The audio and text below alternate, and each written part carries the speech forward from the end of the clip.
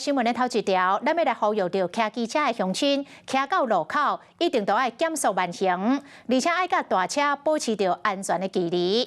新北市的树林早起的9点外发生一件死亡车祸，一台化学的自化车驶到宽汉路5段往新庄的方向，准备要倒弯的时阵，后壁机车的骑士是骑夭寿啊紧，阁无注意到车前的状况，未互动，直接甲弄起哩，人甲车拢卡伫个车骹。这个35岁姓杨的骑士当场失去着呼吸心跳，送病院了后也是救无倒来。经过酒测，这自化车的驾驶确定并无饮酒，车祸的原因甲责任还阁调查。嗨，我是庄宇杰，想要看到更多的新闻内容吗？赶快订阅华视新闻的 YouTube 频道，并且开启小铃铛，跟着宇杰一起看新闻吧。